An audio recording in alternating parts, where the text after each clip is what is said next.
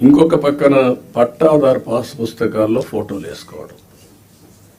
It is a government, ఇది authority. పట్టా ఇచ్చేది నేను ఇవ్వలా, ముఖ్యమంత్రిగా ఈరోజు ఉంటాను. కానీ తరతరాలుగా తల్లి వాళ్ళ యొక్క పేరెంట్స్ కానీ పూర్వీకులు కానీ సంపాదించిన కష్టార్జితం అలాంటి దాని మీద ఫోటోలు వేసుకోవడం ఇవన్నీ జరిగాయి. ఇవన్నీ కూడా నేను మిమ్మల్ని కోరేది ఒకటే కోరుతున్నా, అవన్నిటికీ ఫుల్ స్టాప్ పెట్టాల్సిన అవసరం ఉంది. ఒక న్యూ ఓరియంటేషన్తో మీరందరూ ముందుకు పోవాల్సిన అవసరం ఉంది. మళ్ళీ సంపద సృష్టించడం, సంక్షేమాన్ని సిన్సియర్గా అమలు చేయడం, ఇవన్నీ జరగాలంటే మళ్ళా వినూత్నంగా ఇప్పుడు డబ్బులు కూడా లేవు. నేను ఒకటే చెప్పాను, వినూత్నంగా ఆలోచించడం. నేను ఒరిజినల్గా మీకు జ్ఞాపకం చేస్తున్నా, ఒకప్పుడు రోడ్లకు డబ్బులు ఉండేటివి కాదు. ఆ రోజు వినూత్నమైన ఆలోచనే BOT రిఫార్మ్స్లో వచ్చినటువంటిది. అందులోనే public private partnership different angles తీసుకెళ్ళాం. Over a period of time develop చేశాం. ఇప్పుడు వైబిలిటీ గ్యాప్ ఫండింగ్ ఇచ్చే పరిస్థితి కూడా వచ్చాం.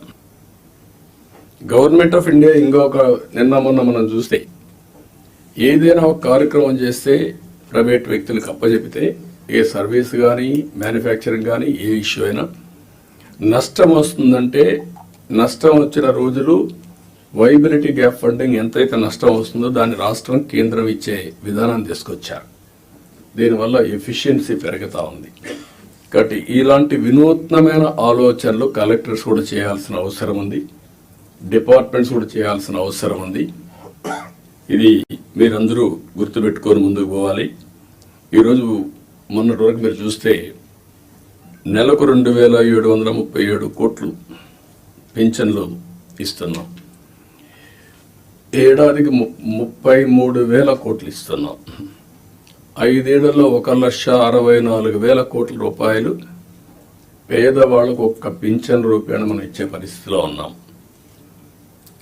నేను ఇక్కడ మిమ్మల్ని అందరినీ ఒకటే కోరుతున్నా, 2,50,000 కోట్ల రూపాయలు DBT ఇచ్చామని ఒక్క బటన్ నొక్కడం తప్ప ఎప్పుడు వాళ్ళపై డైరెక్ట్గా పరామర్శించింది లేదు. రెండోది, ఏ ఫంక్షన్ పెట్టినా మనుషులను తీసుకొచ్చి బలవంతంగా తీసుకొచ్చి పెద్ద పెద్ద మీటింగ్లు పెట్టి ఇబ్బందులు పెట్టిన సందర్భాలు ఉన్నాయి. నేను అందుకే మిమ్మల్ని అందరినీ ఇది కోరుతున్నా, రాష్ట్రంలో అందరం ఎవ్రీ మంత్ మొదటి తారీఖున పేదల సేవలో అనే కార్యక్రమం కింద మనం అనుసంధానం కావాలి. అంటే ఒక పూర్ మ్యాన్ చూసినప్పుడు వాడి పరిస్థితులు మనం అధ్యయనం చేసుకుంటే మీ మైండ్లో అది పనిచేస్తుంది. అక్కడి నుంచి మనం అనునిత్యం ఆలోచించాల్సింది, ఏం చేస్తే పేదరికం పోతుందో మీరు ఆలోచించాలి. జీరో పావర్టీ అనేది ఈ ప్రభుత్వం యొక్క ఒక నిర్దిష్టమైన ఆలోచన. ఫస్ట్ నేను అందుకే PPP మోడల్ చెప్పాను, ఇప్పుడు P4 మోడల్ అంటున్నాం. P4 మోడల్ అనేది public private peoples partnership. Top 10% డబ్బులు సంపాదించిన వాళ్ళు, బాటమ్ 20% అడాప్ట్ చేసుకొని మెంటరింగ్ చేసి వాళ్ళ రిసోర్సెస్ ఖర్చు పెట్టి వాళ్ళ మేనేజ్మెంట్ బ్యాండ్విడ్త్ ఇచ్చి తద్వారా వీళ్ళ పైకి తీసుకురావాలి. ఇక్కడ మీరు కలెక్టర్స్ అందరూ ఉన్నారు, IAS ఆఫీసర్స్ ఉన్నారు, పాలిటీషియన్స్ ఉన్నాం. మేమందరం కూడా చిన్నగానే పుట్టాం, గ్రామాల్లో మామూలు వ్యక్తుల కుటుంబాల్లోనే పుట్టాం. మాకు ఒక అవకాశం వచ్చింది, దాన్ని ఉపయోగించుకున్నాం. మనందరం సమాజంలో మనకు ఒక ప్రత్యేకత సాధించుకున్నాం.